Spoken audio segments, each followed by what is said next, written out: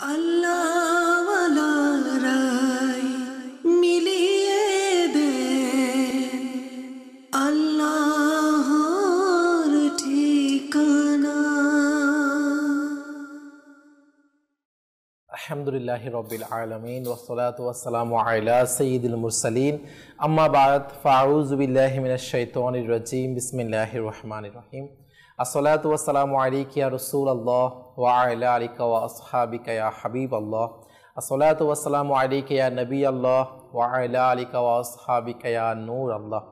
মাদানী চ্যানেলের দর্শক শ্রোতা, মাশাআল্লাহ মাদানী চ্যানেল বাংলার ওলি আল্লাহর স্মরণ অনুষ্ঠান এর পক্ষ থেকে আপনারা যে সকল দর্শক যে যেখান থেকে আজকের আমাদের এই অনুষ্ঠান দেখতে পাচ্ছেন, আপনাদেরকে জানা আন্তরিক শুভেচ্ছা ও অভিনন্দন। আলহামদুলিল্লাহ দর্শক, ওলি আল্লাহর স্মরণ, আল্লাহ পাকের নেককার বান্দাদের স্মরণ, যে হ্যাঁ আমাদের মতো গুনাহগারদের গুনাহ মাফ করার মাধ্যম, আল্লাহ পাকের রহমত পাওয়ার মাধ্যম আল্লাহ পাকের ওলিদের স্মরণের মধ্যে রয়েছে। জি হ্যাঁ, আলহামদুলিল্লাহ আমাদের অনুষ্ঠানের মধ্যে আমরা আল্লাহ পাকের নেককার বান্দাদের জীবনী নিয়ে কোরআন এবং হাদিসের আলোকে বিভিন্ন কিছু আলোচনা করার সৌভাগ্য হয়ে থাকে। মোবাইল লিগে দাওয়াত ইসলামী উপস্থিত থাকেন, যেনাদের থেকে আলহামদুলিল্লাহ বিভিন্ন মাদানী ফুল আমাদের শোনার সৌভাগ্য হয়। পাশাপাশি নাত পরিবেশনকারী ইসলামী আলহামদুলিল্লাহ উপস্থিত থাকেন, যেনার থেকে নাত শরীফ, কালাম, মানকাবাত আর অনেক কিছু আলহামদুলিল্লাহ শোনার সৌভাগ্য হয়ে থাকে। তাই অবশ্য অনুষ্ঠানের শুরু থেকে শেষ পর্যন্ত আমাদের সঙ্গে থাকবেন, ইনশাআল্লাহ অনেক কিছু ইলমে দ্বীন শেখার সৌভাগ্য নসিব হবে। এবং আলহামদুলিল্লাহ আজকে আমাদের অনুষ্ঠানের মধ্যে আমরা খুবই সুন্দর একটি টপিক রেখেছি এবং আলহামদুলিল্লাহ বিশেষত চট্টগ্রামের মহান ওলিয়ে কামিল সুবহানাল্লাহ। জি হ্যাঁ, এনার ব্যাপারে আমরা শুনবো, জানবো। তার আগেই অনুষ্ঠানের শুরুতেই আমরা দুরূদ শরীফ পাঠ করেছি। এই দুরূদ শরীফ পাঠ করার কেমন ফজিলত ও বরকত রয়েছে, আসুন সে সম্পর্কে একটি হাদিস শরীফ শ্রবণ করি। আমার প্রিয় আকা হুজুর নূর সাল্লাল্লাহু আলাইহি ওয়াসাল্লাম এনার উপর দুরূদ শরীফ পাঠ করার যেমন ফজিলত, পাঠ না করারও ঠিক সেরকম ক্ষতিও রয়েছে। আমার আমির আহলে সুন্নাত, যিনি দাওয়াত ইসলামী প্রতিষ্ঠাতা, শাইখে তরিকত আমির আহলে সুন্নাত মাওলানা মুহাম্মদ ইলিয়াস সাত্তার কাদেরী দামাত বারকাতুহুল আলিয়া, তিনি তার লিখিত বিভিন্ন রিসালামা দুরূদ শরীফ পাঠ করার ফজিলত এবং দুরূদ শরীফ পাঠ না করার ক্ষতি সম্পর্কেও তিনি লিখে থাকেন। সেরকম একটি এভাবে রয়েছে যে প্রিয় নবী রাসূলুল্লাহ আরবি সাল্লাল্লাহু আলাইহি ওয়াসাল্লাম ইরশাদ করেন, যে ব্যক্তি আমার উপর দরুদ শরীফ পাঠ করা ভুলে গেল, সে যেন জান্নাতের রাস্তা ভুলে গেল। নাউজুবিল্লাহ, নাউজুবিল্লাহ। আসলে কত একটা গুরুত্বপূর্ণ বিষয়, যারা দরুদ শরীফ পাঠ করা ভুলে গেল, আমার নবীর উপর, আমার নবীর গুণগান গাওয়া, আমার নবীর উপর দরুদ শরীফ পাঠ করা ভুলে গিয়েছে, তারা যেন জান্নাতের রাস্তা ভুলে গিয়েছে। আল্লাহু আকবার। আল্লাহ তাআলা আমাদেরকে বেশি থেকে বেশি পরিমাণে দরুদ শরীফ পাঠ করা, আমার নবীর গুণগান গাওয়ার সে তৌফিক দান করুন, আমিন। আসল মহব্বতের সাথে আমরা আরেকটিবার দরুদ শরীফ পাঠ করে নেই, আমাদের মজলিসকে বরকতময় করে নেই। সল্লু আলাল হাবিব সাল্লাল্লাহু তাআলা আলা মুহাম্মদ সাল্লাল্লাহু তাআলা আলাইহি ওয়া আলিহি ওয়াসাল্লাম। মাশাআল্লাহ, আপনারা স্ক্রিনের মধ্যে দেখতে পাচ্ছেন আমাদের অনুষ্ঠানের মাঝে আজকে মাশাআল্লাহ আমাদের কামাল হুজুর, এভাবে আমাদের ইকরাম হুজুর এবং নাত পরিবেশনকারী আমাদের মাশাআল্লাহ মেহবুব হুজুরও মাশাআল্লাহ উপস্থিত হয়েছেন। হুজুর শুকরিয়া জ্ঞাপন করছি, মাশাআল্লাহ আপনারা আমাদেরকে সময় দিয়েছেন, আমাদেরকে ধন্য করেছেন এবং অসংখ্য অসংখ্য আমাদের অনুষ্ঠানের পক্ষ থেকে আপনাদেরকে শুভেচ্ছা ও অভিনন্দন। দর্শক, আমাদের অনুষ্ঠানের মধ্যে আমরা আজকে যে বিষয় নিয়ে আমরা আলোচনা করব, শুনবো, জানবো, আসলে মাশাআল্লাহ আমাদের বাংলার জমিনে আসলে অনেক আল্লাহ পাকের ওলিদের অবদান, যাদের বরকতে আজকে আলহামদুলিল্লাহ আমরা ইসলাম ধর্মের সুশীতল ছায়ায় আসার সৌভাগ্য হয়েছে। এই কথাটাও বলার পিছনে কি রহস্য, কি কারণ, সেগুলো আর অনেক কিছু জানবো।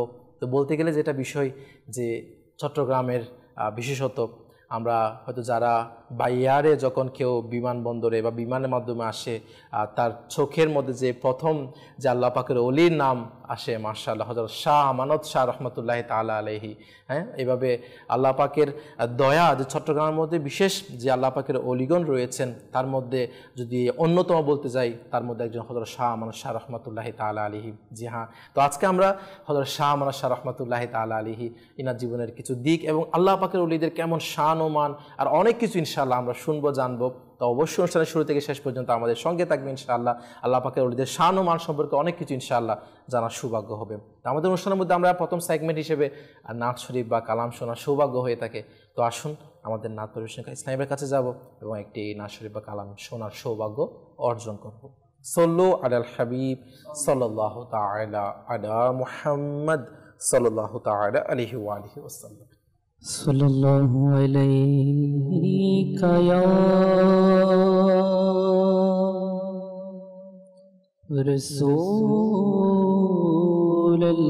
রাসূলুল্লাহ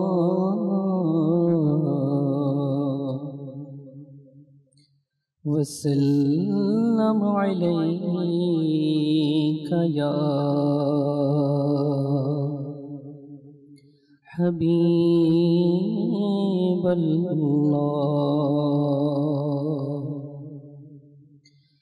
तेरे कदमों में जो है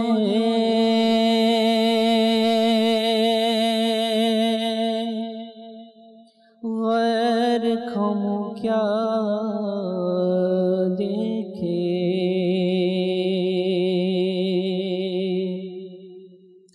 कौन नजरों पे छड़े देख के तलवा तेरा सल्लल्लाहु अलैका या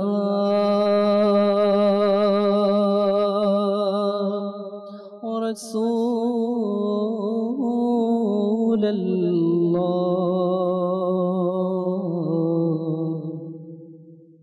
वसल्लम अलैका या हबीबल्लाह।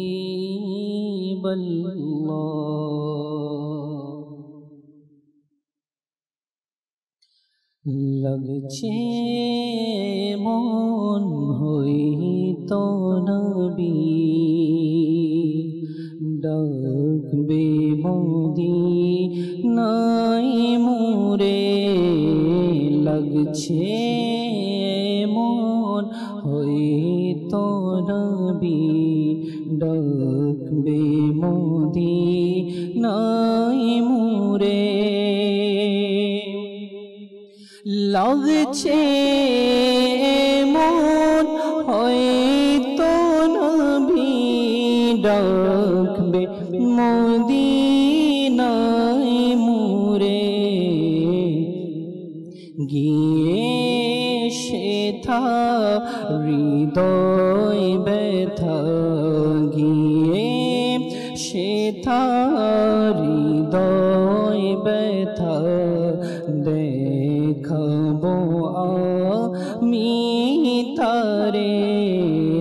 লাগছে এমন হয়তো নবী ডাকবে মদিনায় মোরে। তিনি যদি চান দিবেন মন দয়ার নজর মোর পানে।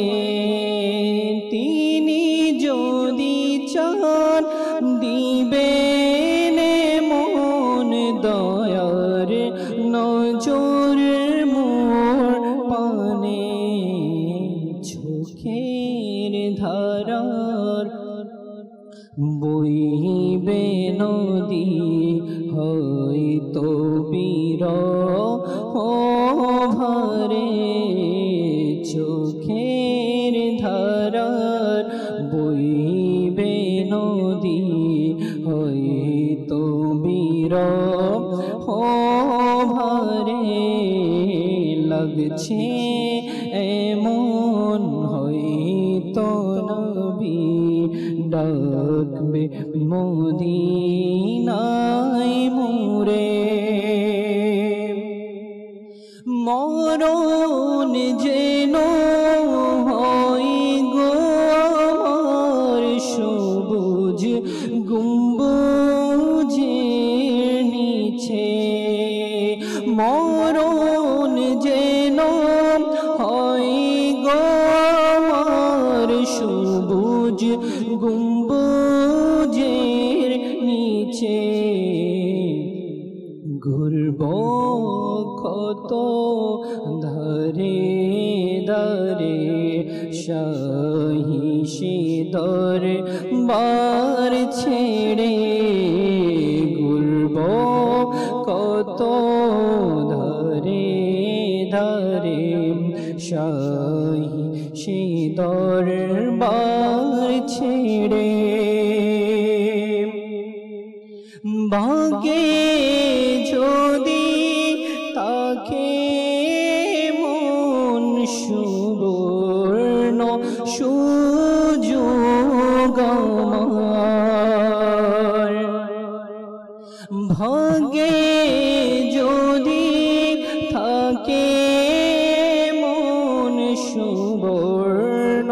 সুযোগ আমার ঘুমিয়ে যাব চিরতরে, ঘুমিয়ে যাব চির ঘুমিয়ে যাব চিরতরে, প্রিয় নবীর দুয়ারে ঘুমিয়ে যাব চিরতরে, প্রিয় নবীর দুয়ারে।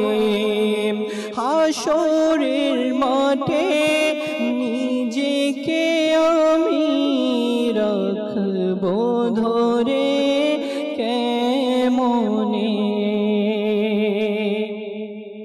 হাসরের মাঠে নিজেকে আমি রাখব ধরে কেমনে, আত্মারে বলে যখন নবী ডাকিবেন মুরে, আত্মারে বলে যখন নবী ডাকিবেন মুরে, লাগছে এমন হয়ে তো নবী ডাকবে মদিনায় মুরে গিয়ে, সেথার হৃদয় ব্যথা দেখাবো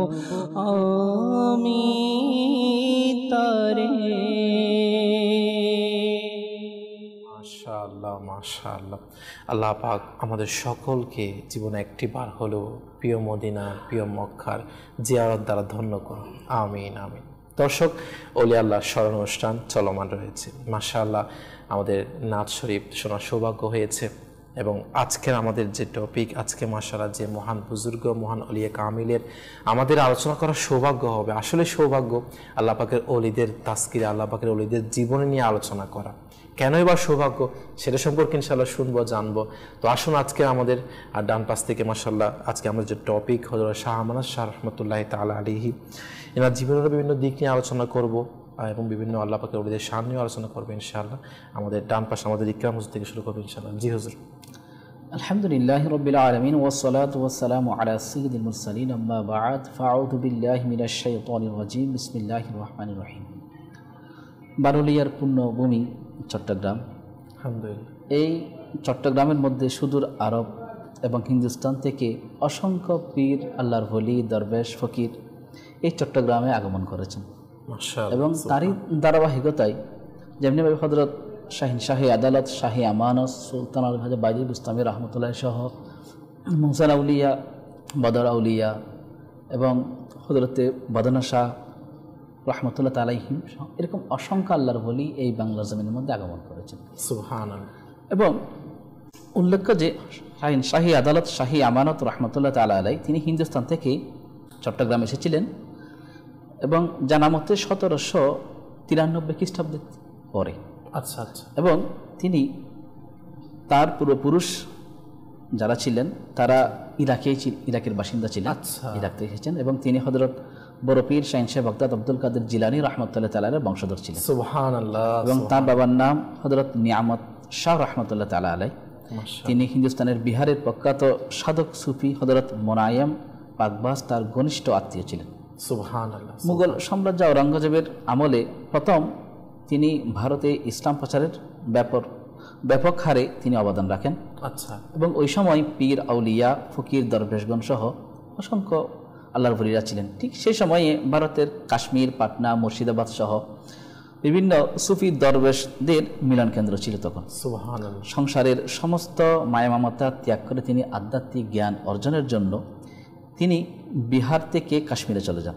সুবহানাল্লাহ। এবং কাশ্মীরে গিয়ে তিনি প্রখ্যাত সাধক পীর হযরত শহীদ রহমতুল্লাহ তাআলার শিষ্যত্ব তিনি গ্রহণ করেন, তার সংস্পর্শ ছিলেন এবং তার থেকে ফয়েজ লাভ করেন। সুবহানাল্লাহ। এবং এরপর তিনি দীর্ঘ 12 বছর পর আপন পীরের খেদমত করে তিনি দীর্ঘ 12 বছর পর সেখান থেকেই চট্টগ্রাম আগমন করেন। করেন। সুবহানাল্লাহ। এবং চট্টগ্রাম আগমন করেই তিনি নিজেকে গোপন রাখেন এবং চট্টগ্রামের কোর্ট বিল্ডিংয়ে তিনি ফাঁকা টানার চাকরি নেন। আচ্ছা, সুবহানাল্লাহ। এবং আমরা চট্টগ্রামের যারা রয়েছি তারা এই বিষয়টা খুব তাদের কাছে প্রসিদ্ধ জি, যে তিনি যখন ফাঁকা টানা যখন কাজ করতেন তখন একজন ব্যক্তি ছিল ওনার গ্রাম থেকে উনি শহরে আসার সময় তার দলিলপত্রটা বাড়িতে রেখে তিনি চলে আসলেন এখানে।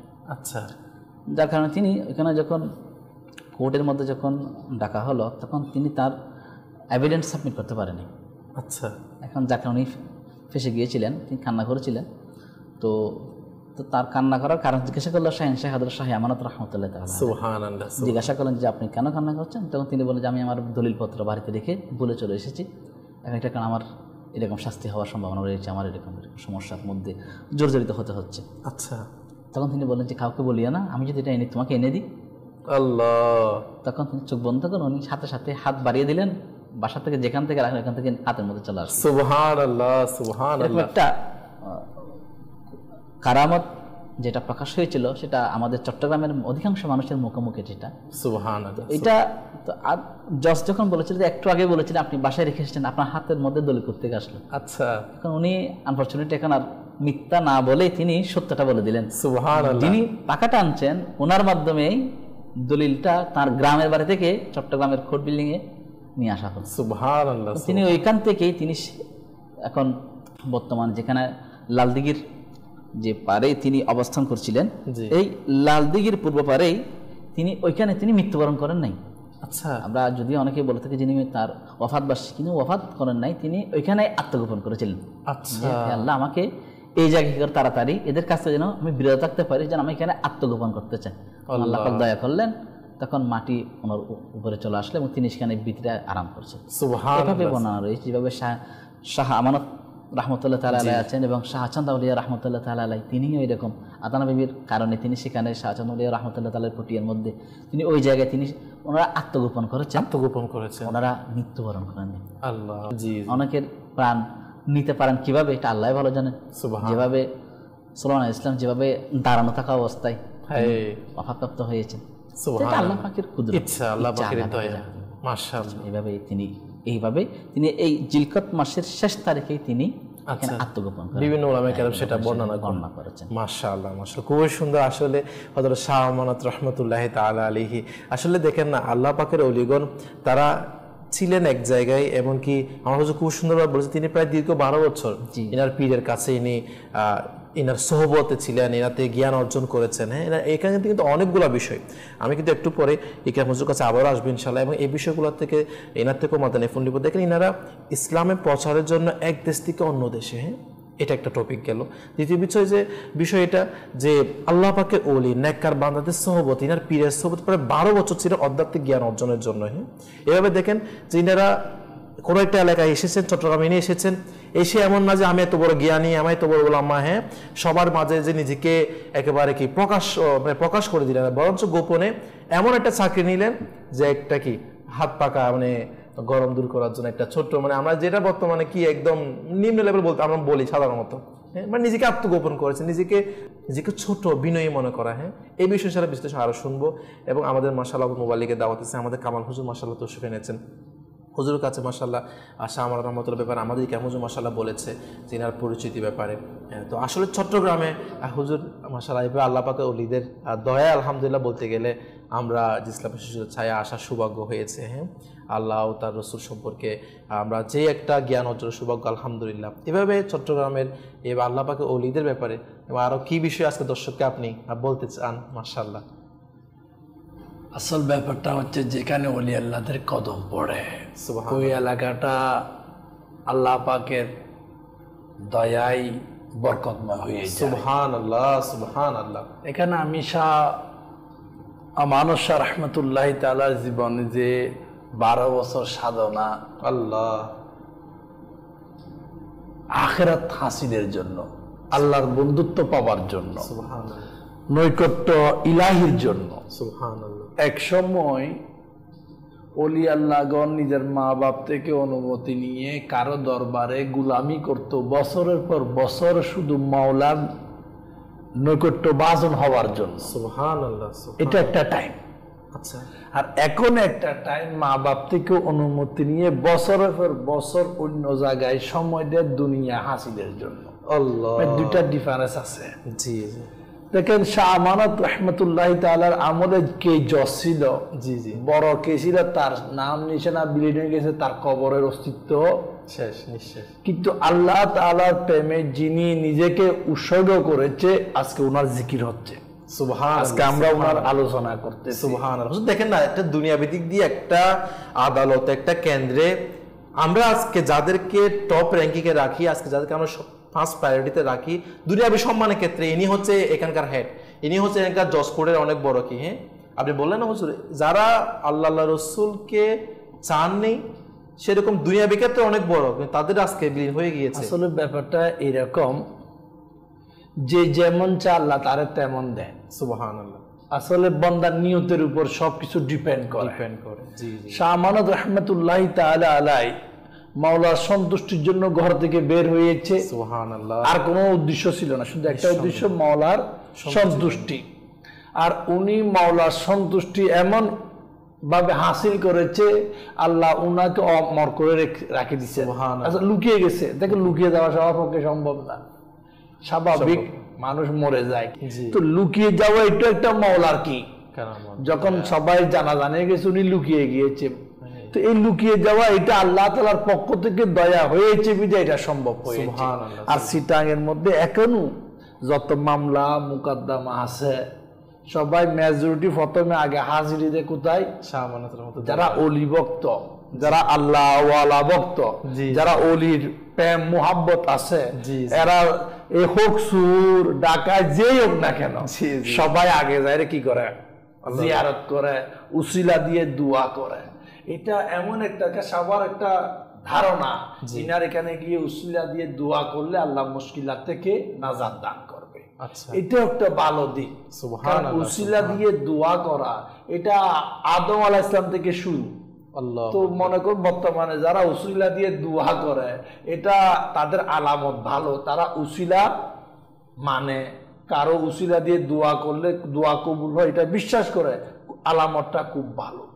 এখানে শাহ আমানত রহমতুল্লাহ তাআলা জীবন থেকে যে জিনিসটা মূল পাওয়া যায়, জি, উনি তরিকতের আধ্যাত্মিক লাইনে অনেক উপরে, কিন্তু বাহ্যিক লাইনে ফাঁকা নাড়ানোর কাজ, বাতাস দেওয়ার কাজে নিয়োজিত। মানে জজকে কি দিতেন? বাতাস করতেন। এখানে একটা জিনিস আত্মগৌরব, যে আমাদের মধ্যে অনেক আমি অনেক বড় বেলায়েতের মধ্যে পৌঁছে গেলাম, আমি অনেক বড় আলিম, বা আমি অনেক বড় পদে অধিকারী, আমি কিভাবে এটা করি? কিতাবে আছে যারা সত্যিকার আল্লাহ ওয়ালা, তারা তাদের কারামত বলেন, তাদের বিলায়েত বলেন, তাদের যে রুহানি শক্তি, এগুলো যত বেশি লুকিয়ে রাখার চেষ্টা করে। সুবহানাল্লাহ। লুকিয়ে, জাহিরের গোপন, জাহিরের চেষ্টা করে না। তো শাহ আমানত রহমতুল্লাহ তাআলা আলাই দেখেন, এত উচ্চ মকাম হওয়ার পরও সাদা সিধে জিন্দেগি, সবার সামনে নরমে। আজকে আমাদের মধ্যে এমন অনেকে আছে যে আমি এরকম, আমার এত জ্ঞানের, আমার এত সার্টিফিকেট আছে, যখন আমার নাম নেওয়া হয় তখন আমার নামের অমুক অমুক, আমার উপাধিটা নেওয়া হয় না, কেন আমাকে আল্লামা, আমাকে ওইটা এটা। এখানে একটা জিনিস সময়টা আলাদা বিষয়, মৌলানা সাহেব আছে, কিন্তু জীবন্ত কালে কারো যদি কেউ প্রশংসা করে, সে আত্মগৌরবের মধ্যে বাসার সম্ভাবনা খুবই, যার মধ্যে আসার সম্ভাবনা আছে। কিন্তু যখন কেউ পর্দা করে নেয়, তখন যত শান গাও না, তখন এই ভয়াবহতা আর নাই। তো শাহ আমানত রহমতুল্লাহ তাআলা আলাইহির জীবন থেকে আমরা এটাই সহজভাবে যেটা নিতে পারি, জি, আমি একটা কিছু, আমি অনেক কিছু, এটা নাই, সাদা সিধা জিন্দেগি। যেমন ওই ব্যক্তি কামিয়াব যার কাছে পাওয়ার আছে, ক্ষমতা আছে, তারপরও সাধারণ মানুষের মধ্যে মিশে যায়। সুবহানাল্লাহ। যে বলে আমার জন্য আলাদা চেয়ারের ব্যবস্থা করো, আলাদা খানার ইন্তজাম করো, আলাদা সিস্টেম, আমি রাজকীয় ভাবে চলতে চাই, তার মধ্যে কোনো না কোনো ভাবে হয়তো শয়তানের অহংকারী একটা ভাব আসতে পারে। সেই জন্য ওলি আল্লাহদের জীবন থেকে এটা আমরা নেওয়া দরকার। অবশ্যই। এত রিয়াজত, এত সাধনা করার পরও কোনো কি নাই, কি বলে, আমাকে তোমরা কি করো, সম্মান করো, আমাকে একটু কি, আমার বেলু বাড়াও, এই ধরনের নাম, কিচ্ছু আমার নাই। নিজের গুণগান না, গাওয়া। এটা শাহ আমানত রহমতুল্লাহ তাআলা আলাইহির জীবন থেকে পাওয়া যায়। শুধু এটা না, অসংখ্য প্রত্যেক বিষয়। ওলি আল্লাহর জীবনে এটা দেওয়া বোঝা যায়, নিজের আমিত্বকে মিটে দেওয়া। এটাই তো আমি আসলে- একটা কিছু এটাকে বিলীন করে করে দেওয়া। আমি কিছু, যেমন একটা ঘটনা মনে পড়ে গেছে। জি। একজন মানুষকে দাওয়াত দিছে, ঘরে নিয়ে যায়, বলে চলে যাও, খানা নাই, এভাবে বারবার। আচ্ছা, মানে ঘরে আনতো, আবার একজন মনে করো আল্লাহওয়ালা মানুষকে বা সাধারণ মানুষকে, একজন মানুষকে আর কি, একজন আল্লাহর ওলি যার, তাকে একজন মেজবান দাওয়াত দিয়ে ঘরে আনে, বসাই, বলে নাই চলে যাও, আবার চলে যায়। দাওয়াতও দিয়েছে, আবার পাঠিয়ে আবার দিয়েছে। এভাবে বারবার অনেকবার। আখের মেজবান যিনি দাওয়াত দাতায় বলে, আপনার মতো এত বড় ওলি আর কেউ নাই। আমি এতবার আপনাকে তাড়া দিলাম, এতবার ডাকলাম, আপনার মধ্যে কোনো রাগ নাই, কোনো বকাঝকা নাই, কিচ্ছু নাই। না, আমার মান সম্মান আছে মানে একটা। আপনি যে আমরা তো বলি আজকে। এটা তো একটা সাধারণ কুকুরের কাজ, কুকুরকে ডাকলে আসে, তাড়িয়ে দিলে চলে যায়। আল্লাহ, আমি কি এত বাহাবা করে নিলাম, দেখেন নিজের নফসকে কিভাবে আঘাত করে দিল, নিজেকে মানে কুকুরের আমি সাথে। একটা কিছু এটাকে কিভাবে প্রতিহত করলো। অলি আল্লাহদের দর্শন, অলি আল্লাহদের সুবত মানুষকে রিফু, অর্থাৎ আমি একটা কিছু, জি, জি। আসলে ব্যাপার হলো উপরে তো আমরা সবাই ফিটফাট, ভিতরে কি আল্লাহ ভালো জানে। আল্লাহ। তো নিজের যে একটা চাহাত, নিজের যে একটা আমিত্ব, একটা কিছু যে একটা ভাব, এটাকে জবে করা হচ্ছে তরিকতের নাম, এটাকে জবে করা হচ্ছে কি, আমরা কি মারেফত যেটা বলি, এখানে যদি ফার্স্টে যদি চাই না, প্রথমে আমিত্বকে কি করতে হবে, নিজেকে আগে বিলীন করতে হবে, আমিত্বকে মিটিয়ে দিতে হবে। খুবই আর গুরুত্বপূর্ণ এইসব কথা।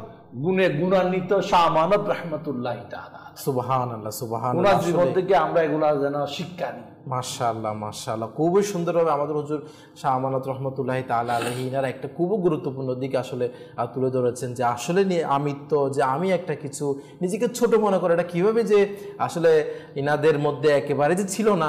এবং এখানে আরেকটা কথা আছে তো, উনি বলছে তো, ভাই আমার নাম বলতে পারবো না, ওইও পাক্কা ওয়াদা করছে, আল্লাহ, কিন্তু যশ ছিল আল্লাহওয়ালা। সুবহানাল্লাহ, এ বলে চোখের ফলে কেমনে আসলো, কিভাবে এটা সম্ভব? বলতে হবে, আল্লাহু আকবার। মানে তোমার ছাড়বো না, তুমি কিছু করা করছো নাই, আসলো কিভাবে, আসলো একটা কিভাবে? নিরুপায় ওই ব্যক্তি কি করে দিল, আল্লাহ, নাম বলে দিয়েছে।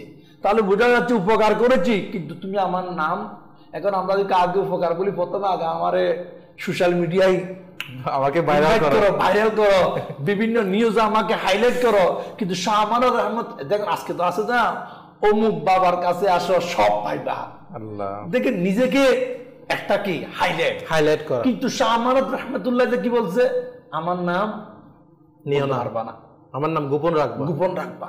ঠিক অনুরূপ ভাবে আল্লাহ ওয়ালারা মানুষের উপকার করে নামের জন্য না, আল্লাহ, উপকার করে সুনামের জন্য না, নিঃসন্দেহে। উপকার করে ভাইরাল হওয়ার জন্য না, এটা তো মজবুরি হয়ে গেছে, জসাব মানতেছে না বিদায় মজবুরি হয়ে গেছে। জি। কিন্তু আল্লাহ ওয়ালাদের মূল এদের যে উদ্দেশ্য, যে মূল কারণ মানব সেবার, মাওলার সন্তুষ্টির জন্য, সুবহানাল্লাহ। নিজের নামের জন্য না। এটা আজকে আমাদের বড় অভাব। দেখেন ওলি আল্লাহদের দরবারে আমরা কেন যাওয়া কেন দরকার, তাদের জীবনী কেন পড়া দরকার। দেখেন উনি এত উপকার করছে, নাম চাই নাই, আর আমরা একটা রাস্তার ইটো দিই না, বলে ও মুখের ছেলে ইট দিছে, ওইখানে সাইনবোর্ড লাগা দিতে হবে। আরো দেখো না হুজুর তো আছে, মসজিদে আমার জন্য দোয়া করবো, আমি ফাঁকা দিছি, জি। আমি এসি দিছি, হুজুরও বিরক্ত হয়ে যাইতেছে নাম ধরতে নাম ধরতে ধরতে। না ধরলে চাকরি নিয়ে আবার কি চাকরির অভাব। বেজাল আছে। তো আমার অনুরোধ, যা কিছু করি, কিতাবে আছে না, ডান হাতে দান করলে যেন বাম হাতে কি না পায়, খবর না পাই, খবর না পায়। নাম কিসের দরকার? আল্লাহ, এটাই হচ্ছে আমাদের আসলে আল্লাহ পাকের অলিদের সোহবত, আল্লাহ পাকের অলিদের জীবনী থেকে শিক্ষা। কারণ এমন কিছু বিষয় আছে, এমন কিছু আপনি দেখবেন যেগুলো আপনি হাজারো কিতাবের মধ্যে, যেগুলা পড়ার মধ্যে আসলে যেগুলো প্র্যাকটিক্যালি আল্লাহ পাকের অলিদের জীবনী, আপনি যখন এনাদের সোহবতে, এনাদের দরবারে যাবেন, এনাদের জীবনী স্টাডি করবেন, তখনই বোঝা যাবে যে কত কত কিছু উদাহরণ দিয়েছেন হুজুর। আসলে এগুলো যদি আমরা একটি বিষয় যদি আপন করে নিই, তাহলে আমাদের জীবন ইনশাআল্লাহ, আমার দুনিয়া ও আখিরাত কামিয়াব। যে আল্লাহর ওলি নিজেকে কুকুরের সাথে তুলনা করেছে, হ্যাঁ, একটা কুকুরকে খাবার দিয়েছে, মেলা দিয়েছে, সে আবার নিয়ে আসছে, সে আবার দিচ্ছে, আবার যাচ্ছে, মানে নিজেকে নিজের আমিত্বটা দূর করে দেওয়ার জন্য আল্লাহ পাকের ওলিদের আল্লাহ পাক কেমন দয়া করেছেন, তারা কুকুরের সাথে নিজেকে তুলনা করেছেন। ওই ব্যক্তি তাকে এতবার দাওয়াত দিয়েছে, এতবার বিদায় করে দিয়েছে, তারপরও একটিবারের জন্য বলে না, ভাই আমার তো একটু মান সম্মান আছে, তুমি আমাকে তো এতবার এরকম তো এরকম আমার সম্মানহানিতে করতে পারো না, একটিবারের জন্য বলেননি। কারণ ইনাদের মধ্যে আমিত্বটা, আমি একটা কিছু এটা বিলীন করে দিয়েছে, যার কারণে আল্লাহ পাকের ইনারা ওলি হয়েছে। ঠিক সেরকম শাহ আমানত রহমতুল্লাহ আলাই বলেও দিয়েছে, তোমাকে উপকার করছে এটা কাউকে বলিও না।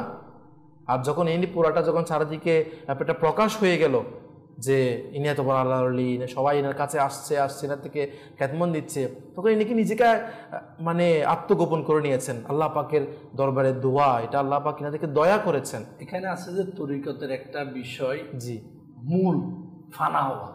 সুবহানাল্লাহ, তরিকতের মূল ফানা হওয়া। আমি নেই, দেখেন আপনি লবণকে দেখবেন পানির মধ্যে যেন কি হয়ে যায়, বিলীন হয়ে যায়। সবাই ঠিক তরিকতের লাইন হচ্ছে বিলীন হয়ে যাব। আনা নাই, আনা বুঝেন আমি নেই। তরিকতের লাইনে আসার জন্য মূল সত্য আমিত্ব বিলকুল বিলীন করে দেওয়া, নিঃশেষে। মানে তরিকতের আরেকটা লাইন, মানে আমার মতো নাখান্দা নালায়েক যেটা আমরা বলি নিজেকে, মানে আমার মতো খারাপ আর কেউ নাই, আমি নিকৃষ্ট, আমার চাইতে কি খারাপ আর কেউ নাই। এই দুইটি জিনিস যতক্ষণ মানুষের মধ্যে আসবে না, দেখেন কিয়ামত অবধি ওলি আল্লাহ থাকবে, ওলি আল্লাহ আসবে, নেক মানুষের আগমন হবে, কিন্তু নেককারদের আলামতে দুইটা হবে, এক আমিত্ব থাকবে না, দ্বিতীয় অপর থেকে নিজেকে উৎকৃষ্ট মনে করবে না, মানে আমি সবচেয়ে খারাপ নিকৃষ্ট।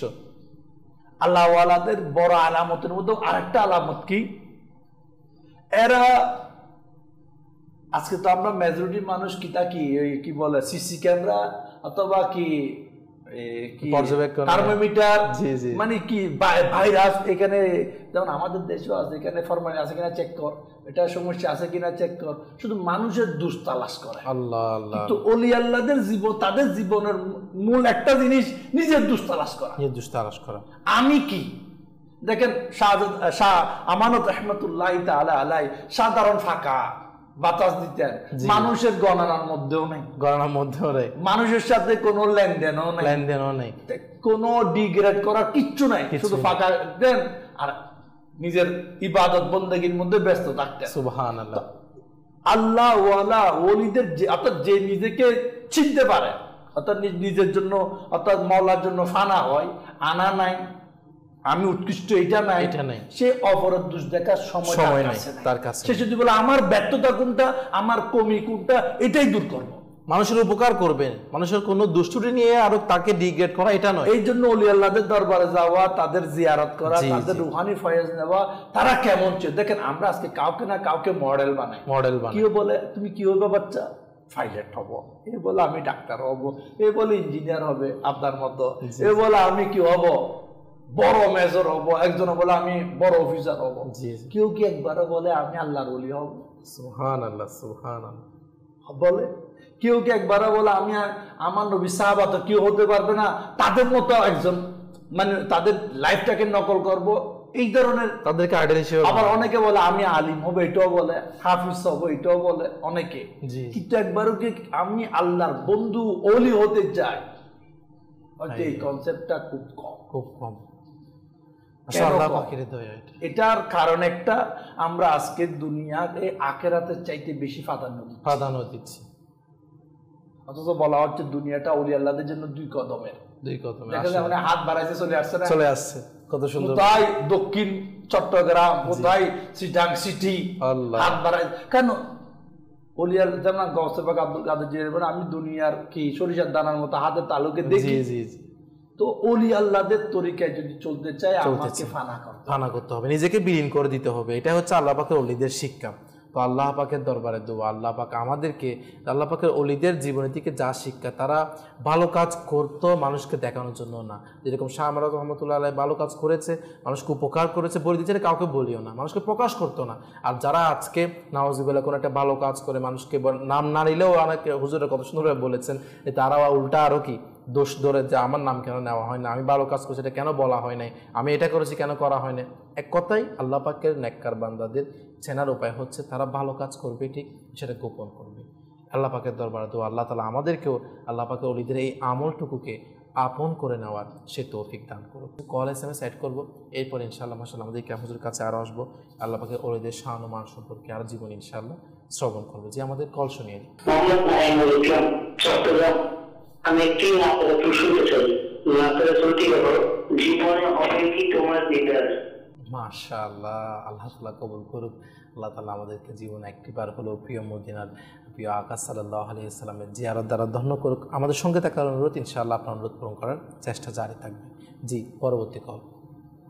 আমার নাম মদিউল আলম, মাদার একাডেমি থেকে আমাদের খুব পছন্দ, আমাদের জন্য দোয়া করবেন। মাশাআল্লাহ, আল্লাহ তাআলা আপনাকে কবুল করুক, আল্লাহ তাআলা আপনার সমস্ত জায়েজ আশা কবুল করুক। দোয়া করি আপনি আমাদের জন্য দোয়া করবেন, এভাবে আপনি নিজেও মাদানী চ্যানেল দেখবেন, অপরকেও দেখার দাওয়াত প্রদান করবেন। তো অনেক দর্শক মাশাআল্লাহ SMS করছেন, অনেকে কলও করেছেন, আরও কিছু কল ইনশাআল্লাহ নির্দিষ্ট সময় আমরা অ্যাড করব ইনশাআল্লাহ। SMS করেছেন কেরানীগঞ্জ থেকে, প্রিয় মদিনা দূরে এই নাটটি শুনতে চাই। এভাবে মাশাআল্লাহ সোশ্যাল মিডিয়া ফেসবুক তো অনেকে মাশাআল্লাহ আমাদের শুকরিয়া জ্ঞাপন করছে, যারা মাশাআল্লাহ আমাদের কমেন্ট করে, আমাদের শেয়ার করে অন্যকে দেখার সুযোগ করে দিচ্ছেন, আমাদের অনুষ্ঠানের সৌন্দর্যকে বৃদ্ধি করছেন। আল্লাহ তাআলা আপনাদের সকলের চেষ্টাকে কবুল করুন, আমিন।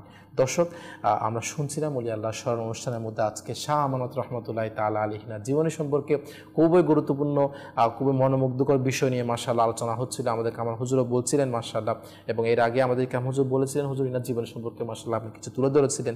তো আর কি বিষয় ইনার জীবনের দিক থেকে আপনি হুজুর দর্শকের কাছে তুলে ধরবেন? জানি আমাদের চট্টগ্রামে যারা রয়েছে, জি, যে মামলার জন্য শাহ আমানত, পাশের জন্য মিসকিন, জি, দনের জন্য গরিবুল্লাহ শাহ, শিফার জন্য মহসেন। সুবহানাল্লাহ, সুবহানাল্লাহ। এই চারজন আল্লাহর ওলির দরবারে এই চারটি নিয়তে মানুষ খুব বেশি আগমন করে। আচ্ছা, মাশাআল্লাহ। আমার শাহ রহমতুল্লাহ তাআলার দরবারে মামলার জন্য, এবং মিসকিন শাহ রহমতুল্লাহ দরবারে আপনার ফাঁসের জন্য যারা স্টুডেন্ট যারা রয়েছে তারা অধিক হারে সেখানে গমন করেন, এবং গরিবুল্লাহ শাহ রহমতুল্লাহ দরবারে ধন দৌলত ওনাদের ওসিলায় আল্লাহর কাছে চায়, এবং মোহসেন আউলিয়া রহমতুল্লাহ তাআলার দরবারে শিফার জন্য মানুষ বেশি গমন করে থাকে। মাশাআল্লাহ। আল্লাহর ওলিদের দরবারে যাওয়া, জি, আমরা অনেকেই ভুল করে থাকি যে আমরা চাইলে আল্লাহর কাছে চাইবো, ওনাদের ওলি দরবারে গিয়ে কেন ধন দৌলত চাইবো? আমি একটু যদি প্রশ্ন করে বলি আপনাকে, যে আপনি বললেন যে এই মাজারে এই শিফার ব্যাপারে, ওইখানে কেন আমরা তো আল্লাহ পাকের কাছে সরাসরি চাইতে পারি? আল্লাহ পাক তো সবকিছুই করতে পারেন, আল্লাহ পাক তো সবকিছুই কাদির মালিক, আল্লাহ পাক তো চাইলে সবকিছু করতে পারেন, কেন একজন তার বান্দার কাছে গিয়ে আমি এভাবে করে চাইবো? আল্লাহ পাক পবিত্র কুরআনুল কারীম ফুরকান হামিদের সূরা নিসার ৫ম নং আয়াত আল্লাহ পাক ইরশাদ করেন, ওয়ালাউ আন্নাহুম ইয়াযলামু আনফুসাহুম জাউকা ফাস্তাগফিরুল্লাহ ওয়াস্তাগফারা লাহুমুর রাসূল লাওয়াজাতুল্লাহ তাওয়াবার রহিমা। তাহলে ঈমান থেকে অনুবাদ, যখন এইসব লোক নিজেদের আত্মাসমূহের উপর অত্যাচার করে, হে হাবিব সাল্লাল্লাহু আলাইহি ওয়াসাল্লাম, যদি আপনার দরবারে এসে হাজির হয়ে যায় এবং আল্লাহর নিকট ক্ষমা প্রার্থনা করে, এবং আপনি যদি তাদের পক্ষে সুপারিশ করেন, তাহলে নিঃসন্দেহে এরা আল্লাহকে তওবা কবুলকারী এবং দয়ালু হিসেবে পাবে।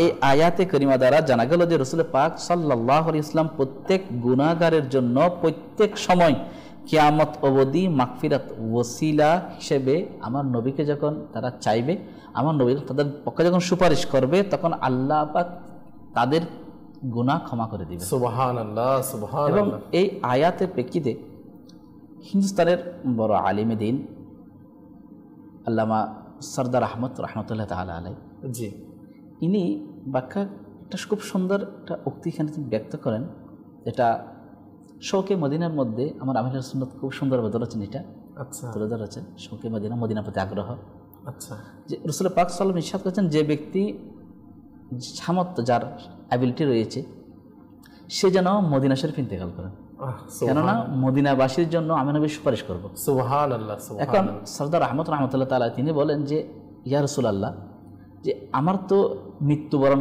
করার ক্ষমতা আমার হাতে নেই, জি, যে মদিনা শরীফের মধ্যে আমার ইচ্ছা হচ্ছে এই মদিনা শরীফের মধ্যে ইন্তেকাল করার। তো তিনি তার কিছু চুল এবং কিছু নখ ওই মদিনা শরীফের মাটির মধ্যে তিনি ফুতে রাখলেন। আচ্ছা, ইয়া রাসূলুল্লাহ, এটার কারণে হলো যেন আমার নাজাতের ওসিলা হয় কাল কিয়ামতের ময়দানে। আমি নেই তো কি হয়েছে, আমার চুল এবং আমার নখ তো এখানে রয়েছে। সুবহানাল্লাহ, সুবহানাল্লাহ। এটা আজকে খুব সুন্দর ঘটনা এটা। আচ্ছা, আল্লাহর ওলিদের ওনাদের ইচ্ছা হচ্ছে এটা, যে ইয়া রাসূলুল্লাহ, আমি যেখানেই থাকি না কেন, সরাসরি না পারলাম তো আমার কিছু অংশ যেন এখানে আছে থাকে, এটার কারণে এটা যেন আমাদের নাজাতের ওসিলা হয়ে যায়। এভাবে অপর আয়াতের মধ্যে আল্লাহ পাক ইরশাদ করেছে, হে ইমানদার, তোমরা আল্লাহ পাককে ভয় করো এবং তাঁর দরবারে ওসিলা তালাশ করো। তাহলে এখানে আল্লাহ পাক ইমানদারদেরকে লক্ষ্য করে বলেছেন আল্লাহ পাককে ভয় করার জন্য, আবার বলেছেন ওসিলা তালাশ করার জন্য। কারণ এই পৃথিবীর মধ্যে যা কিছু সৃষ্টি হয়েছে সব কিছুর ওসিলা হচ্ছে রাসূল পাক সাল্লাল্লাহু আলাইহি ওয়াসাল্লাম। আর রাসূল পাক সাল্লাল্লাহু আলাইহি ওয়াসাল্লাম যদি সৃষ্টি না হতো তাহলে না আল্লাহকে চিনতাম না খানায়ে কাবা পেতাম। যেভাবে আল্লাহ পাক পবিত্র কোরআনের মধ্যে ইরশাদ করেছেন ২তম পারা সূরা বাকারার মধ্যে আল্লাহ পাক ইরশাদ করেছেন ক্বাদ নারা তাকাল্লুবা ওয়াজহিকা ফিস সামাই ফালা নুওয়াল্লিয়ান্নাকা কিবলাতান তারদাহা। জি, আমি আপনার চেহারা আসমানের দিকে ফিরাতে বারংবার প্রত্যক্ষ করেছি। আচ্ছা, আমি আপনাকে ওই কিবলার দিকে ফিরিয়ে দিচ্ছি যার প্রতি আপনি রাজি আছেন। আল্লাহ, জি ইয়া রাসূলুল্লাহ সাল্লাল্লাহু আলাইহি ওয়াসাল্লাম, আপনি যখন বাইতুল মুকাদ্দাস থেকে যখন নামাজ আদায় করছিলেন আপনার বারংবার ওইদিকে তাকানো আমি প্রত্যক্ষ করেছি। ইয়া রাসূলুল্লাহ, আপনার ইচ্ছা যেদিকে আপনি ওই দিকেই ফিরে যান। সুবহানাল্লাহ। তো এটার তাফসীরের মধ্যে রয়েছে ওই সময় জোহরের নামাজ অবস্থায় ছিলেন, 2 রাকাত আদায় হয়ে গিয়েছে, আর 2 রাকাত পড়েছে খানায়ে কাবার দিকে। সুবহানাল্লাহ, এখন সুবহানাল্লাহ। খানায়ে কাবা পেয়েছি রাসূলের ওসিলায়। নিঃসন্দেহে আমার নবীর সন্তুষ্টি আল্লাহ পাকের সন্তুষ্টি, নিঃসন্দেহে সেজন্য ওসিলাটা নিঃসন্দেহে বৈধ, এটা অবৈধ নয়। অবশ্যই। এবং হযরত সাইয়েদনা আদম আলাইহিস সালাতু ওয়াস সালামের তওবা কবুল করেছেন আমার নবীর ওসিলায়। যেভাবে ফাতালাক্কা আদামু মির রাব্বিহি কালিমাতিন ফাতাবা আলাই, হযরত আদম আলাইহিস সালাতু ওয়াস সালাম পরওয়ারদিগারের কাছে প্রতিপালকের কাছ পক্ষ থেকে কিছু কলমাত বাক্য তিনি পেয়েছেন এবং সেগুলাকে ওসিলা মেনেছেন, আর ওইটার কারণে আল্লাহ পাক তার তওবা কবুল করেছেন। যেভাবে বর্ণিত রয়েছে, এটা কানজুল ইমানের মধ্যে রয়েছে। কানজুল ইমানের যখন ওই নিচের পাদটিকা যেগুলো রয়েছে, পাদটিকার মধ্যে রয়েছে আল্লাহ পাক হযরত আদম আলাইহিস সালাতু ওয়াস সালাম কিছু বাক্য শিখিয়ে দিলেন এবং তিনি সেটাই বলেছেন যে ইয়া বারি ইলাহি, যে জান্নাতের মধ্যে যে নাম দেখতে পেয়েছে লা ইলাহা ইল্লাল্লাহ, পাশে মুহাম্মদুর রাসূলুল্লাহ সাল্লাল্লাহু আলাইহি ওয়াসাল্লাম, ওই নামের নামটা বড় পবিত্র, না হলে তোমার নামের পাশে থাকতো না। ওই নামের ওসিলায় আমার তওবা কবুল করো। মানে ওসিলা এটা কি বৈধ, যে এটা বিভিন্ন কোরআন পাকের আয়াত দ্বারা প্রমাণিত। তাহলে এটা তো মানুষের ওসিলা। জি, মানুষের মাধ্যমে চাইলাম। এখন যদি কোনো চতুষ্পদ জন্তু যদি ওসিলা হয়ে যায়, আচ্ছা, হযরত সাইয়েদনা ফারুক আযম, এটা বুখারী শরীফের মধ্যে রয়েছে। আচ্ছা, হযরত সাইয়েদনা ফারুক আযম রাদিয়াল্লাহু তাআলা আনহুর জামানার মধ্যে হযরত সফিনা রাদিয়াল্লাহু তাআলা আনহু তাকে বিধর্মীরা গ্রেফতার করে ফেলেছিল। তিনি তাদের কাঠগড়া থেকে পালিয়ে যাচ্ছিলেন, এমন সময় পড়ল বাঘ সামনে। আল্লাহু আকবার। এখন এক তো বাঘের ভয়, পেছনে আবার শত্রুর ভয়। এখন কোন দিকে যাবে? তখন তিনি বললেন যে বাঘ, আমাকে চিনো, আমি রাসূলের গোলাম। আল্লাহু আকবার। আমার নাম সফিনা। সুবহানাল্লাহ। সবকিছু যখন বলল, ঘটনা সবকিছু বলে দিল বাঘকে। আসলে ইমানটা কত মজবুত, কারণ চতুষ্পদ জন্তু কি মানুষের ভাষা বুঝে না, মানুষের কোনো উপকার করবে? আর যে প্রাণী আসলে খাবে উল্টা। বলতে লাগলো আমি রাসূলের গোলাম, জি, যে আমি এরকম ফাঁদে আটকা পড়েছি, আমি যাচ্ছি মদিনা তৈবার দিকে। তখন ওই বাঘ সফিনা রাদিয়াল্লাহু তাআলা আনহুর পাশের সাথে সঙ্গী হলেন।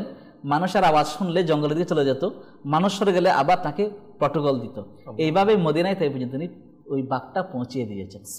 তাহলে এই বাঘটাকে আল্লাহর সাহাবীর অনুগত্য কে করে দিয়েছেন রব তাআলা। সুবহানাল্লাহ। তাহলে এই ঘটনা আসতো না। জি জি। তৃতীয়ত, আমার নবীর জামানার মধ্যে আমার নবী যখন অবস্থান করছিলেন, হঠাৎ একটা উট খুব দ্রুত গতিতে দৌড়ে আমার নবীদের বাড়ি চলে আসলো। আচ্ছা, এখন রাসূল পাক সাল্লাল্লাহু আলাইহি ওয়াসাল্লাম কি জানে বলার পর আমার নবী উটটাকে পেছনে রেখে দিলেন একটা জায়গায়। হঠাৎ একজন ব্যক্তি ছুরি সহ নিয়ে খুব দৌড়তে চলে আসলো। আচ্ছা, এখন সাহাবা জিজ্ঞেস করলো যে এই ব্যক্তিটিকে, তখন ব্যক্তি ইয়া রাসূলুল্লাহ, যে আমার একটা উট হারিয়ে গিয়েছে, পালিয়ে গিয়েছে, আমি তাকে ধরার জন্য তার পিছু নিলাম। এটা কি এখানে আসছিল? তখন নবী ইরশাদ করলেন, জিদিকে আসো, যে উট তোমার বিরুদ্ধে অভিযোগ করেছে। আচ্ছা, কি জন্য? তুমি তাকে ঠিকমতো খাবার দাও নাই, তার কাছ থেকে খাবারের বিনিময়ে অধিক হারে তার কাছ থেকে কাজ নিতে। এখন সেটা দুর্বল হয়ে গিয়েছে। এখন যখন দুর্বল হয়ে গিয়েছে, যখন সে কাজ করতে পারছে না, তখন তাকে তুমি জবাব করে দিচ্ছ। জি জি। এখন যে অভিযোগ করেছে, বলছে হ্যাঁ, যেটা আছে তো আমার নবীর পেছনেই ছিল। আচ্ছা, তখন যে রাসূল, ঠিক আছে আমি তাকে ছেড়ে দিব। তখন ওই উট হচ্ছে সে প্রথমে বললো যে আমাকে উটটা দিয়ে দিন, আমি সেটা ঠিক আছে, আমি কোনোটা কিছু করবো। মনে বলছেন না, যখন আমার আশ্রয়ে চলে এসেছে আমি তাকে ছাড়তে পারবো না। এখন আল্লাহু আকবার। তুমি একটা কাজ করে, এটার মূল্য কত আমাকে বল, আমি মূল্যটা দিয়ে দিব। বলছি ইয়া রাসূলুল্লাহ আপনার কাছে কি মূল্য নিব, কি মূল্য দিব? আমি আপনাকে খাদ্য স্বরূপ দিয়ে দিয়েছি। সুবহানাল্লাহ। তখন আমার নবী বলছে ঠিক আছে, আমি তাকে আজাদ করে দিই, জনটাকে তাকে ছেড়ে দিয়েছি। তো দেখুন এখান থেকে মাদানিফুল হচ্ছে একটা চতুষ্পদ জন্তু জানে কার দরবারে আসলে মুক্তি পাবে, আল্লাহু আকবার, আল্লাহ, কাকে ওসিলা মানলে নিজের জীবনটা ফেরত পাবে, সুবহানাল্লাহ, সেটা চতুষ্পদ জন্তু পর্যন্ত জানে।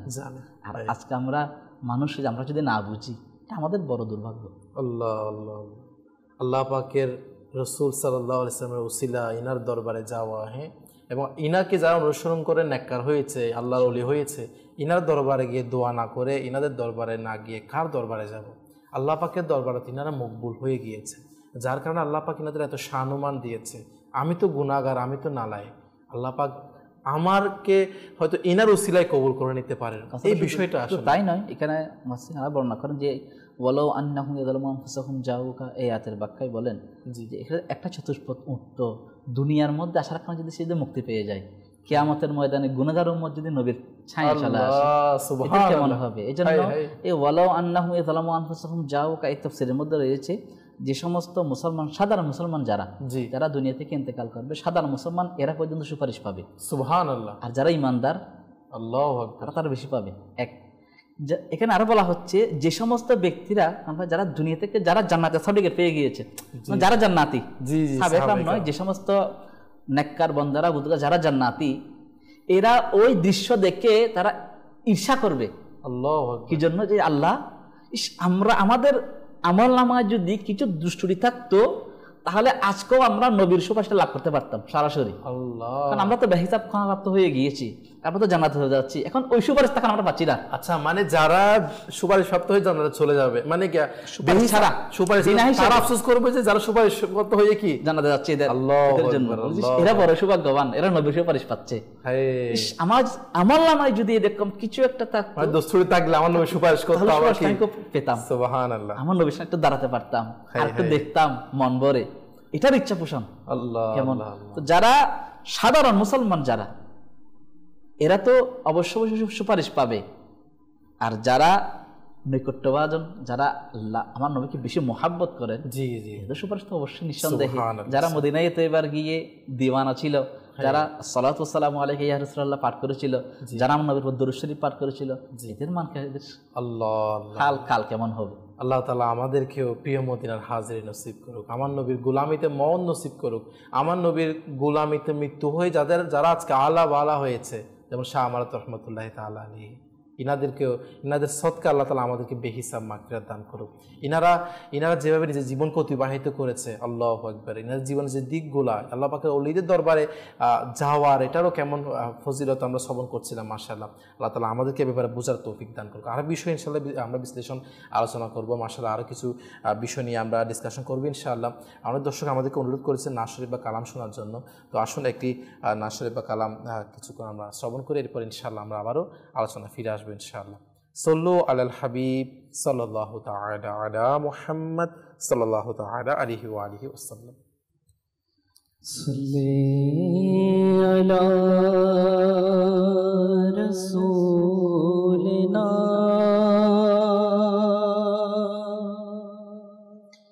সাল্লি আলা মুহাম্মাদিন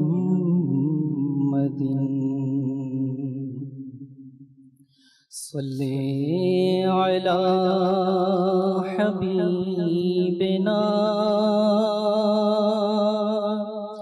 صلی علی محمد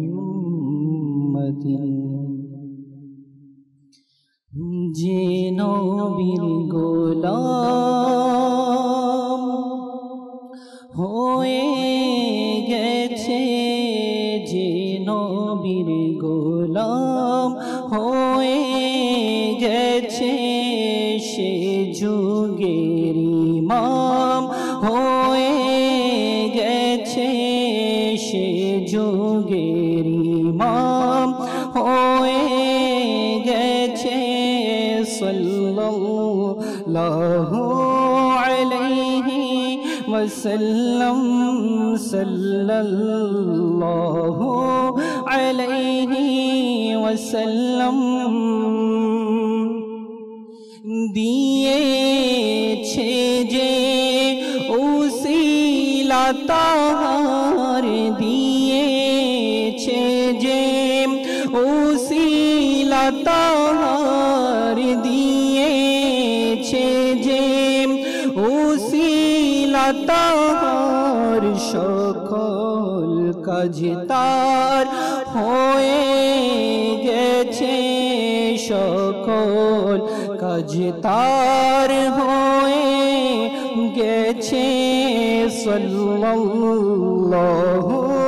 আলাইহি ওয়াসাল্লাম, সাল্লাল্লাহু আলাইহি ওয়াসাল্লাম। জপে যে জন তাহারি নাম, জপে যে জন তাহারি নাম, জপে যে জন তাহারি নাম, সম্মান উচ্চতার হয়ে গেছে, সম্মান উচ্চতার হয়ে গেছে। সাল্লাল্লাহু আলাইহি ওয়াসাল্লাম, সাল্লাল্লাহু আলাইহি ওয়াসাল্লাম। প্রিয় নবীর মর্যাদা দেখে, প্রিয় নবীর মর্যাদা দেখে, প্রিয় নবীর মর্যাদা দেখে, বাদশাহ গোলাম হয়ে গেছে, বাদশাহ গোলাম হয়ে গেছে। সকল নবী দাঁড়িয়ে কাতারে, সকল নবী দাঁড়িয়ে কাতারে, সকল নবী দাঁড়িয়ে কাতারে। আর মুস্তাফা ইমাম হয়েছে, আর মুস্তাফা ইমাম হয়েছে।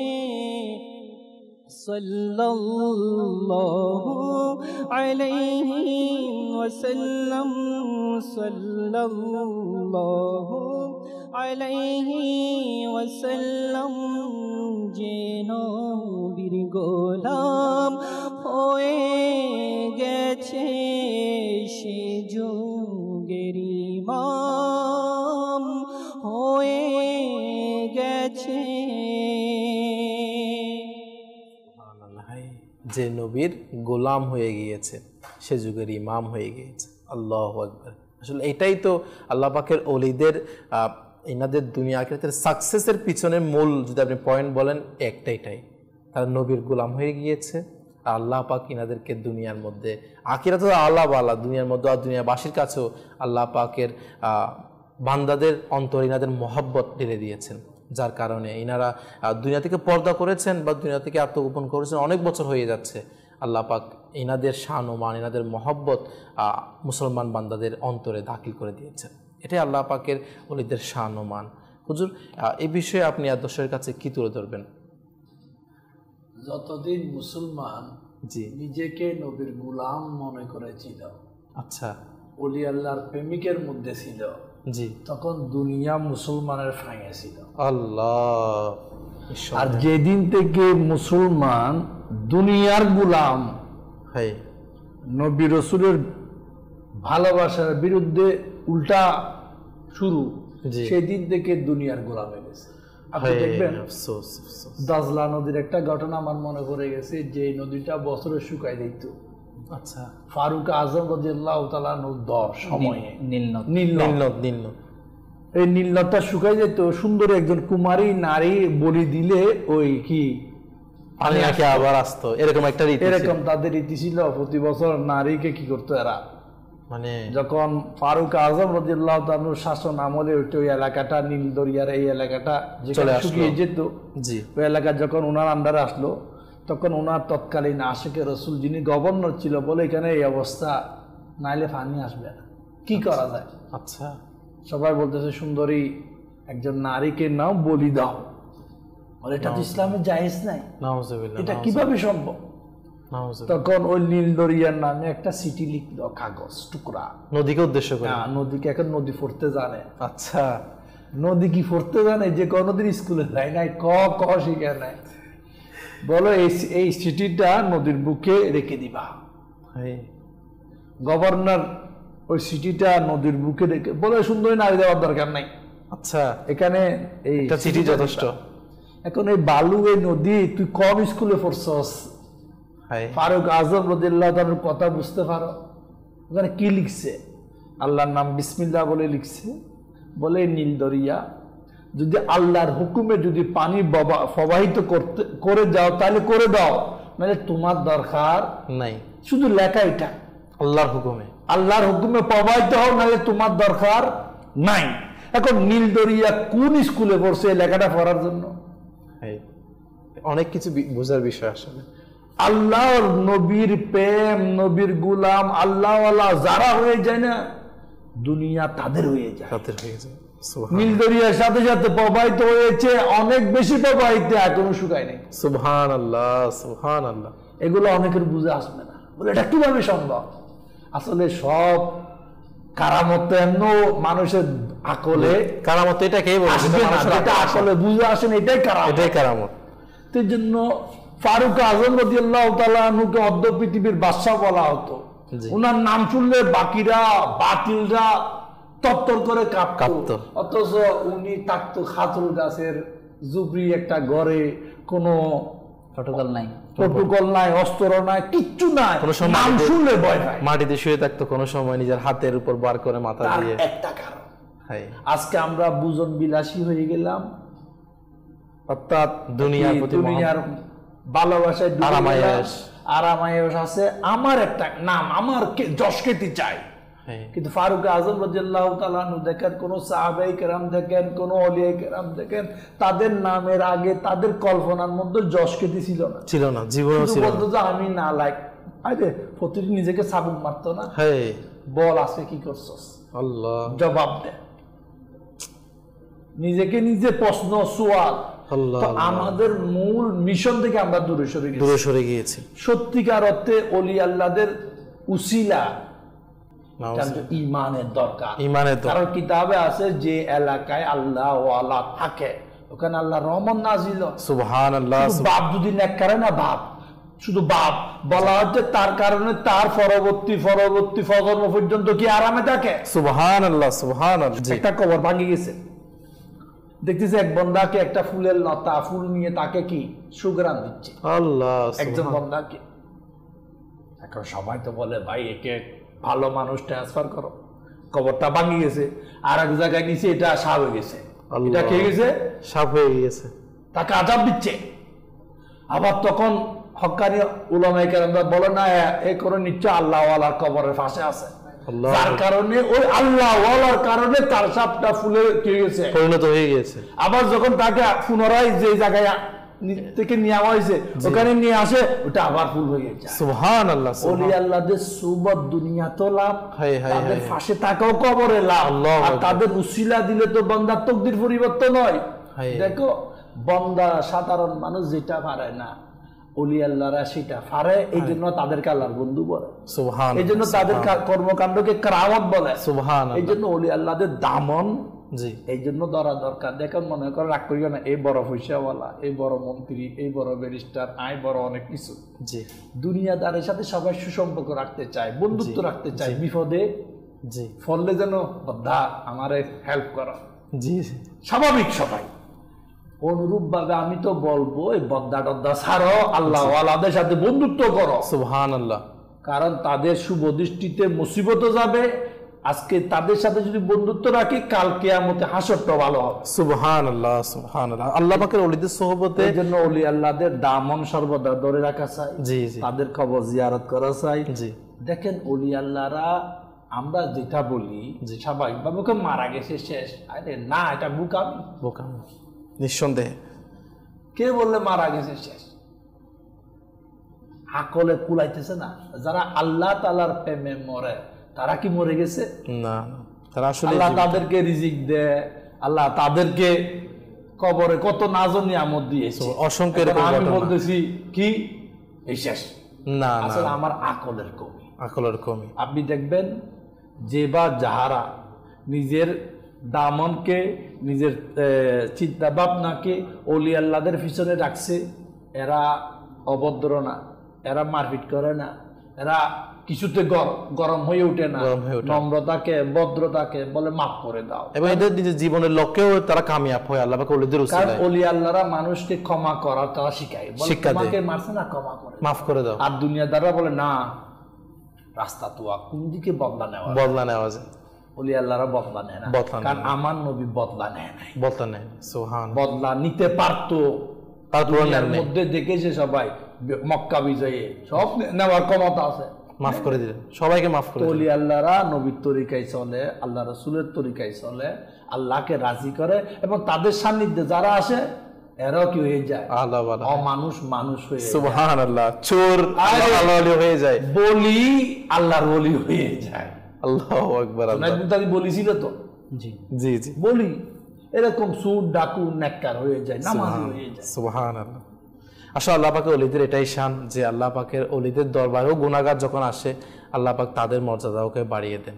সে অনেক বড় দুনিয়া সবচেয়ে যদি তাকে যদি র্যাঙ্কিং করা হয় অনেক বড় নাফরমান, যখন সে এক আল্লাহ পাকের ওলির দরবারে আসে, আল্লাহ পাক ওই ওলির সদকায়, ওই নেককার বান্দার সদকায় আল্লাহ পাক ওই গুনাহগারকেও কবুল করে নেন। আচ্ছা, একটা প্রশ্ন আমার হুজুরের কাছে, সেটা আমরা দেখি যে দাওয়াত ইসলামের বিভিন্ন মোবাল্লিগগণ, এমনকি আমরা দেখি বিভিন্ন সময় আমাদের যখন রুকনে শুরা বাংলাদেশের মধ্যে আসে, বা আমি এমনও দেখেছি আমির ইসলাম শাহজাদা যখন হাজী উবাইদ রেজা হুজুর যখন তশরিফ এনেছিলেন এবং চট্টগ্রামে যখন ইনি আসেন, দেখেছি ইনি বিভিন্ন আল্লাহ পাকের ওলির দরবারে হাজিরি দেন। এবং আমি এরকমও দেখি যে মোবাল্লিকরা তখন যারা বিভিন্ন সফরে যায়, বিভিন্ন কাফেলাতে যায়, ওই স্থানে যখন কোনো আল্লাহ ওলি দেখেন আগিনা মাজারকে জিয়ারত করেন। আসলে এটার পিছনে উদ্দেশ্য কি, বা দাওয়াত ইসলামের এরকম কর্মকাণ্ডের বা এটার পিছনে কারণ কি, যদি এ ব্যাপারে কিছু বলতেন। এটার একটা কারণ, এক তো তাদের সাথে সুসম্পর্ক। সুবহানাল্লাহ। কারণ আমি যখন ইশারা সওয়াব করব তার সাথে আমার কি হয়, একটা কানেকশন, সম্পর্ক হবে। সুবহানাল্লাহ। এক। দ্বিতীয়, আমি অক্ষম, আমার দ্বারাই সম্ভব না, কিন্তু ওলি আল্লাহদের নিগাহে দৃষ্টিতে সম্ভব, তাদের উসিলায় সম্ভব। সুবহানাল্লাহ। মূল দুটা কারণ, আমি ওনার রুহানি ফয়েজ চাই। দ্বিতীয়, আমি যেই মকসদে এখানে আসলাম, মকসদটা যেন ওনার কারণে আল্লাহ ওনার উসিলায় যেন আসানি ভাবে করে দেয়। সুবহানাল্লাহ। স্বাভাবিক আপনি দেখবেন যে কোথাও কোনো যদি বড় বড় কেউ যায়, প্রথম যাবে থানার ওসির কাছে, মানে আমি আসবো, এটা করো। আচ্ছা, এটা দুনিয়াবি মানুষের একটা কি রসম। জি জি। আর আল্লাহ ওয়ালাদের রসম ওলির দরবারে যাও। সুবহানাল্লাহ। এটা আসলে দুনিয়াও আল্লাহ ওয়ালাদের সাথে ম্যাচিং হবে না। কিরে ভাই, এরা একদিকে তুমি একদিকে, কারণ আমরা ওই দরবারে যাই যে দরবারের কখনো ক্ষমতা 5 বছর না, অনন্তকাল। সুবহানাল্লাহ। আমরা ওই দরবারে যাই যেখানে 40 বছরের চাকরি নাই, অনন্তকাল চাকরি আছে, পাওয়ার আছে, নাইলি নাই। তা আমরা ওই দরবারের সাথে সম্পর্ক যে দরবারের কোনো ফানা নাই। সুবহানাল্লাহ। এই জন্য আমি বলবো, যেখানে যান, যত মুসিবতে পড়ে, যখন আল্লাহ ওয়ালা আপনার নিকটে ফোর্সে জিয়ারত করেন, উসিলা দিয়ে দোয়া করেন, মুশকিলাত যেটা আছে না, আল্লাহ দূর করে দিবে। আপনি দেখেন, উসিলা এটা না জায়েজ না, এটা জায়েজ। অবশ্যই উসিলা যখন তালাশ করার জন্য মাওলা বলতেছে উসিলা তালাশ করো, তো আমরা তো বিভিন্ন ভাবে তালাশ করি। তো কোনো মাজারে গিয়ে, কোনো কবরস্থানে গিয়ে জিয়ারত করলে গুনাহ কি হয়েছে? জিয়ারত করা নবীর সুন্নাত। সুবহানাল্লাহ। আচ্ছা, এক তো জিয়ারত করা নবীর সুন্নাত হয়ে গেল। দ্বিতীয়, আমি কিছু ইসালে সওয়াব পড়ার সুযোগ হয়ে গেল। তৃতীয়, ওনার মাধ্যমে দোয়া, যেটা মুমিনের হাতিয়ার বলা হয়েছে, দোয়া করার সুযোগ হয়েছে। হয়তো আমি গুনাহগার, আমার কারণে হচ্ছে না, ওনার কারণে যদি হয়ে যায়, আমার কাজ যদি যদি চলে যায়, টেনশন কিসের? তো আমি বলবো, যারা বলে যাইও না, তাদের কথা শুনিও না, কারণ সে নিজেও ডুবছে, আপনারা ডুবাবে। এই জন্য ওলি আল্লাহর দরবারে যাই, তাদের নাম নিয়ে উসিলা দিয়ে দোয়া করি, ইনশাআল্লাহ আল্লাহ দুনিয়া আখিরাত সুন্দর করে দিবে ইনশাআল্লাহ। আল্লাহ তাআলা আমাদেরকে এ ব্যাপারে বোঝার তৌফিক দান করুক। আল্লাহ পাকের দরবারে দোয়া করা চাই, আল্লাহ পাকের ওলিদের, আল্লাহ পাকের দেখানো পথে আল্লাহ তাআলা যেন আমাদেরকে রাখে। আমিন আমিন। দর্শক অনেকে আমাদের কল করছেন, SMS করছেন, আর কয়েকটি কল অ্যাড করবেন ইনশাআল্লাহ। যে আমাদের কল শুনিয়ে দিন। আমার নাম ফোনাত তারিক, কলকাতা থেকে বলছি। মাদানী চ্যানেল দেখতেছি, আমরা নাচ শরীফ শুনতাম, ওনার সেই যায় না যে আমাদের অভ্যাস। আচ্ছা, মাশাআল্লাহ। আমাদের সঙ্গে থাকার অনুরোধ চেষ্টা করবেন ইনশাআল্লাহ, যদি সময় সম্ভব হয় আমরা আপনার অনুরোধ পূরণ করার জন্য। জি, পরবর্তী কল। ইসলাম তাদের থেকে বলছি, আমি একটি নাচের আসর শুনতে চাই। সোনামতি নাচ আগের মধ্যে এই নাচটি শুনে দিল অনেক খুশি। মাশাআল্লাহ মাশাআল্লাহ, ছোট্ট বাচ্চা, মাশাআল্লাহ। আল্লাহ তাআলা কবুল করুক। আল্লাহ তাআলা আমাদের সকল পরিবারের মধ্যে এরকম বাচ্চাকে নাতের রাসূল শোনার, এভাবে কোরআন পাকের তেলাওয়াত এর অভ্যস্ত করুক। নাউজুবিল্লাহ, গান বাজনা এগুলা না। আল্লাহ তাআলা আমাদের আলে ওয়ালিন নাসলি, আমাদের ভবিষ্যৎ প্রজন্মকে আল্লাহ তাআলা হিফাজত করুক, তাদেরকে নামাজি আল্লাহওয়ালা মুত্তাকি বানিয়ে দিক, আশিকের রাসূল বানিয়ে দিক, মুবাল্লিগা দাওয়াত ইসলামী বানিয়ে দিক। আল্লাহ তাআলা আমাদেরকে কবুল করুক, আমিন। দর্শক, আমরা আলোচনা করছিলাম ইনশাআল্লাহ নাশরীর ব্যাপারে, যদি সময় সম্ভব ইনশাআল্লাহ সেটাও শুনবো এবং আমাদের ইকরাম হুজুরের কাছে আসবো। ওলি আল্লাহ অনুষ্ঠানের মধ্যে আজকে আলহামদুলিল্লাহ আমরা হযরত শাহ আমানত রহমতুল্লাহ আলাই ইনার জীবন বিভিন্ন দিক নিয়ে আলোচনা করার সৌভাগ্য হচ্ছিল এবং ইনাদের জীবনের বিভিন্ন দিক, আসলে বলতে গেলে ইনার জীবনের মধ্যে আমরা এটা পাইনি, অল্প আহার করতেন। ইনাকে যারা অনুসরণ করতো বা ইনা যারা মহব্বতকারী ছিল তাদেরকে হালাল রুজির জন্য তাগিদ দিতেন, গুনাহ থেকে বাঁচার জন্য, এবং ইনি নিজে অল্প আহার করে অন্যকে এটা শিক্ষা দিতেন। আগে নিজের উপর আমল এরপর অন্যকে এটাও বলতেন।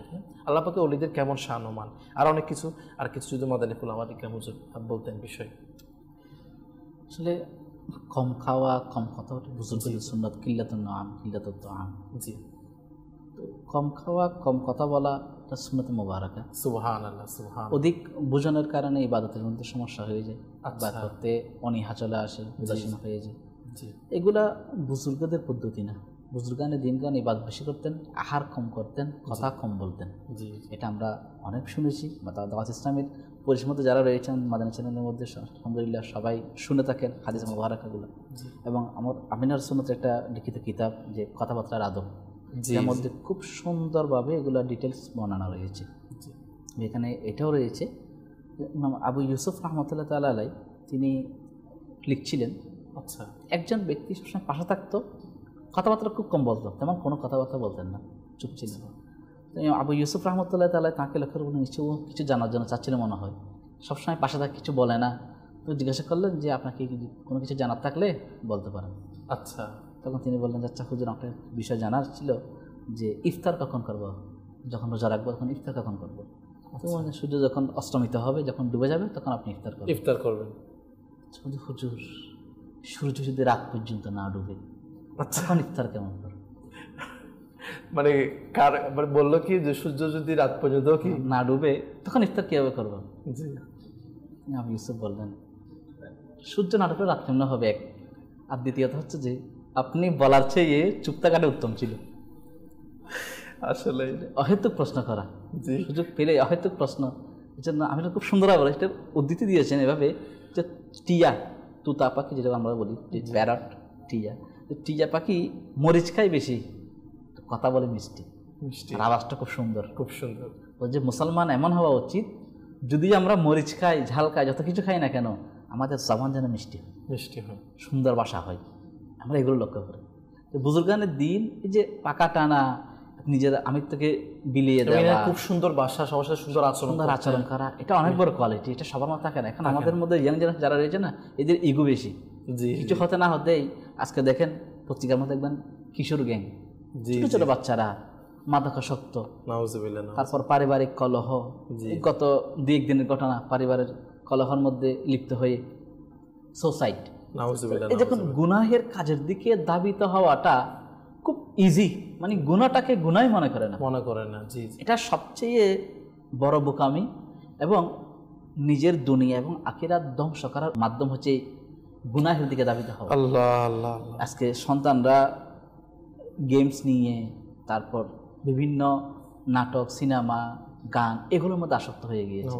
আমাদের সন্তান আমি যদি ভালো দিতে পারতাম, যেভাবে সফিনা রাদিয়াল্লাহু তাআলা আনহা তিনি কেমন একটা বুখারী শরহ সুন্নাহর মধ্যে ডিটেলস বর্ণনা রয়েছে আচ্ছা। যে তিনি এই যে বাক্যে বলা, এই যে আধ্যাত্মিক ক্ষমতা, এদের ঈমানটা কেমন ছিল, বিশ্বাসটা কেমন ছিল। নিঃসন্দেহে আপনার বৃত্তি তখন মজবুত হবে যখন আপনার বৃত্তি, যখন ইয়াকিন, আত্মবিশ্বাস যখন আপনার বৃদ্ধি পাবে, তখন আপনার ইয়াকিন তখন আপনার ইয়াকিনটা মজবুত হবে, সামনের দিকে অগ্রসর হতে আপনাকে সহযোগিতা করবে।